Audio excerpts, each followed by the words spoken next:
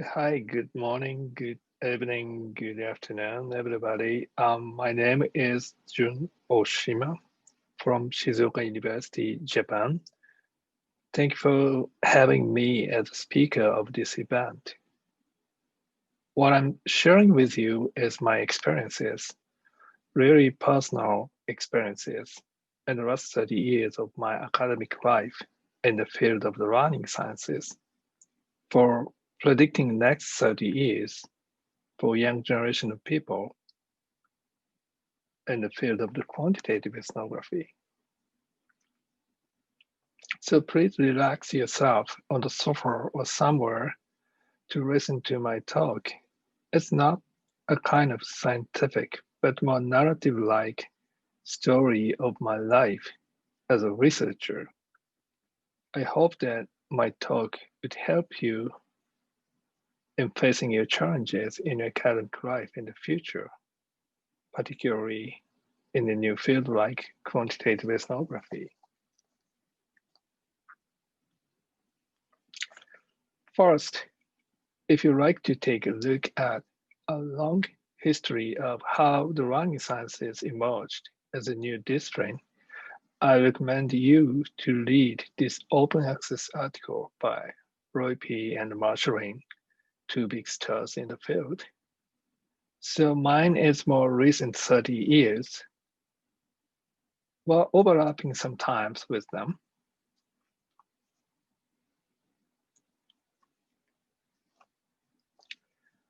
The reason why I accepted this request of talk in this event is just because I'm so excited about quantitative ethnography as a new discipline.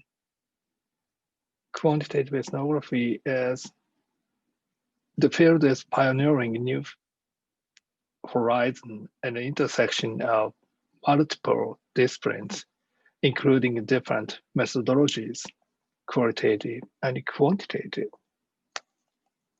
Researchers have been discussing the mixed methods approach as a way to integrate the both approaches, but unfortunately have not demonstrated how it could be by developing a new method like epistemic network analysis. So quantitative ethnography is a really new discipline to solve the paradigm war between the qualitative and the quantitative methodologies and the epistemic stances behind them. When I take a look back at my academic career, I realized I had many experiences through the emergence of a new discipline, the learning sciences. I started my academic career as an international graduate student for getting my PhD, then continued through the postdoc and associate. Finally, I'm here as a professor. Now, when I see the emergence of quantitative ethnography, I feel like sort of deja vu. I had the same feeling before. But rather than having the same challenges in the quantitative ethnography as I did in the learning sciences, I may like to watch and help young generation of people develop the new field by facing their challenges. So I like to share my experiences in early, middle, and senior career of a learning scientist for young generation people to predict what kind of challenges they may face in the future.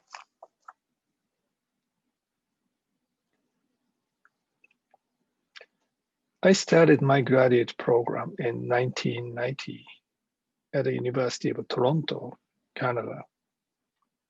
I spent 6 years there before coming back to my country, Japan.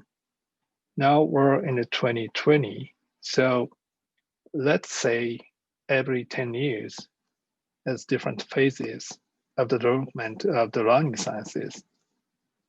Each phase was named based on my feeling that time. As much as I remember, the first phase is big surprise and fear. The second phase is paradigm. And finally, the third phase is high profile. So let's start with the first phase.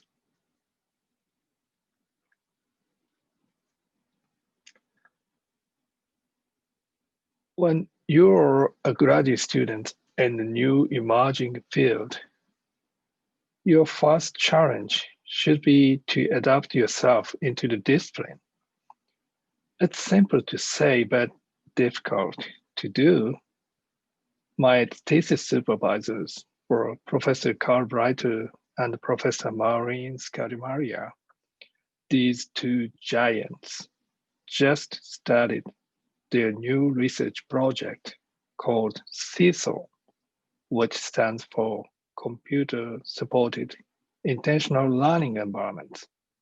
Like other learning scientists, they say that time we should deal with learning in a natural context, but not in the experimental situation. They more said, so we should be able to analyze and design more complicated phenomena, human learning in a natural context.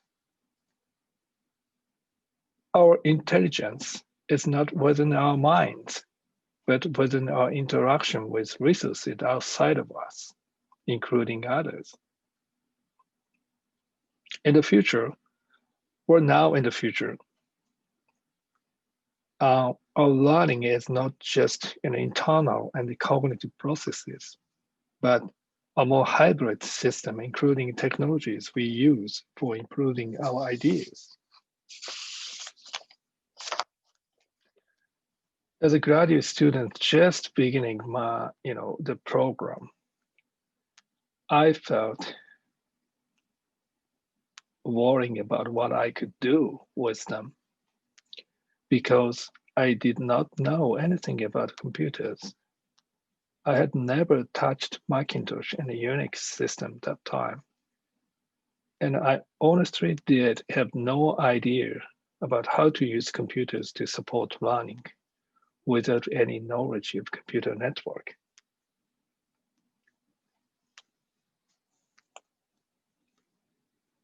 If graduate students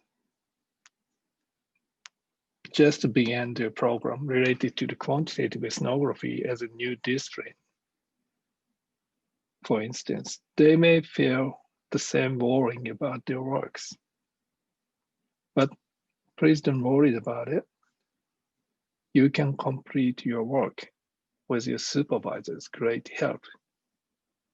I did it in 5 years. So if you feel something fear about being in a new discipline in your early career, it is just normal.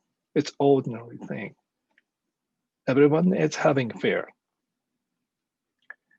I'm now a full professor with counting the remaining time of my academic career here in Japan.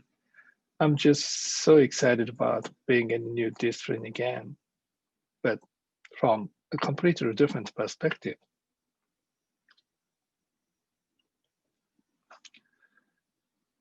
The second phase for me was to think of the paradigm of the learning sciences.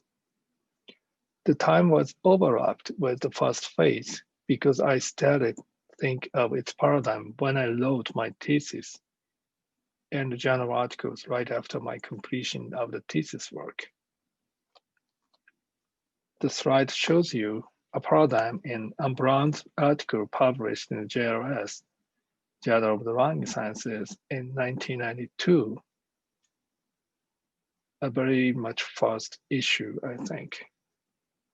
It's just unfortunate that she passed away, but she raised a flag of the learning sciences as a new discipline by proposing a method called design experiment. It was in the third year of my doctoral program when I started to think of the structure of my thesis. So when I saw the diagram, I had two feelings. First, wow, it must be a big challenge in educational research. Then second, what I'm doing here in sister project is definitely a part of this. So I realized that I was going to be a learning scientist in the future. But most people in the educational research at that time did not see the learning sciences as a new discipline because we didn't have our original argumentative grammar yet, how unique contributions the writing and the learning sciences should have. But it's a difference between others, such as Cognition and Instruction, one of the prestigious journals in educational research. So Brown's proposal of the design experiment was a big milestone for us to think of how to write our work. But I could not dig into the details when I was writing my thesis.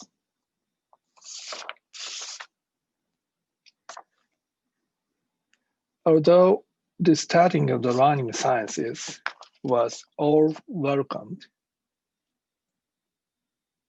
but right after that, learning scientists had to face a big challenge to overcome. The idea of the design experiment proposed by Brown and others needed to be further developed as a more robust framework of research. Before we came up with the idea of conjecture mapping, we could not have our argumentative grammar, particularly for young people to write up papers. We always had to write such as, this is a design experiment and the study approach is blah, blah, blah. So in early 2000,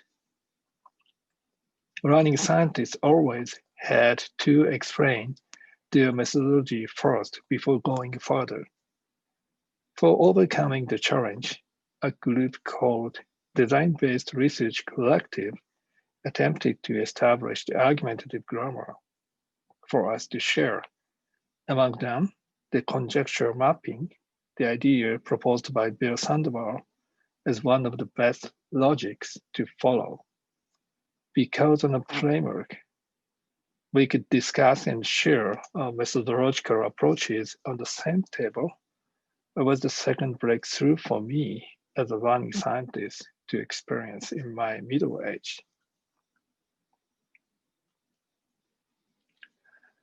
In the last 10 years or so, I think that learning sciences is in the third phase, high profile. We have two flagship journals of the International Society of the Learning Sciences, Journal of the Learning Sciences, and International Journal of Computer-Supported Collaborative Learning. QEurious started first in 1992, then IGCSEL followed QEurious since 2006.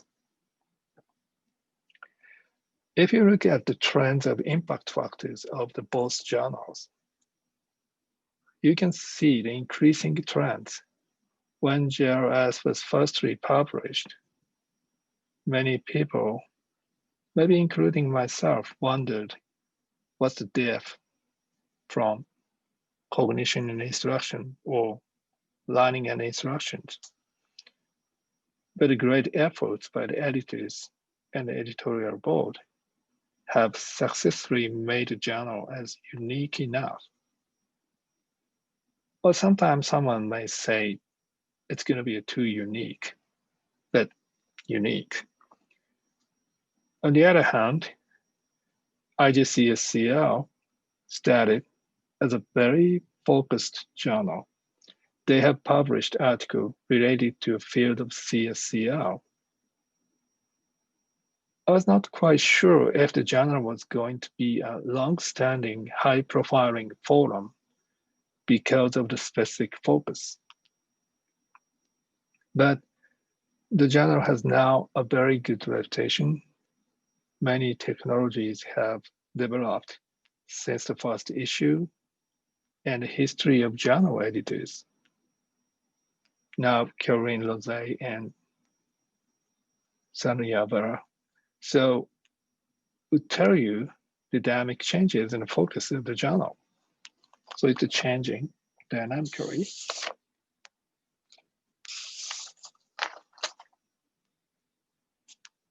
So based on my experiences in the last 30 years, I personally promise with you that you should have so exciting challenges if you pursue your inquiries into a new discipline like quantitative ethnography. Now, I can sit on the sofa and feel happy to watch the emergence of another new discipline. Unfortunately, I missed the chance to have experiences again in the field, but love to see how young people enjoy the challenges I had experiences in the running sciences. Another reason why I'm so interested in watching what happens in the quantitative ethnography comes from the difference between the running sciences and the quantitative ethnography. First, we're now in the totally digital age. The information is transmitted at a very fast speed. You can share conference proceedings and journal articles on the internet. The situation must accelerate the development of the field because we're in such a flat world. We started the community of QE, the quantitative ethnography, as an international organization. People all over the world can join academic activities beyond their time zones, like this event. Then finally, David has already proposed a well-defined framework of quantitative ethnography in his book. So this is a diagram in David's book I love so much. It shows you how the quantitative ethnography looks like, or argumentative grammar for us to write up papers. We start from original discourse through the field notes to create codes and write C codes. In my understanding of quantitative ethnography, left-hand side is conducted as qualitative to some degree. Then the right-hand side is more oriented at quantitative approach. So it must be an advantage for us to start from here.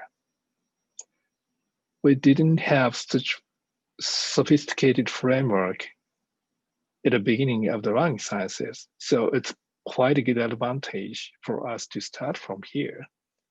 I hope we can develop further argumentative grammar based on this framework. Whatever you do in your challenge, it must be good for the community. So please enjoy your challenge. So this is the phrase I was given from my supervisor. So thank you for having time with me. That's all my talk.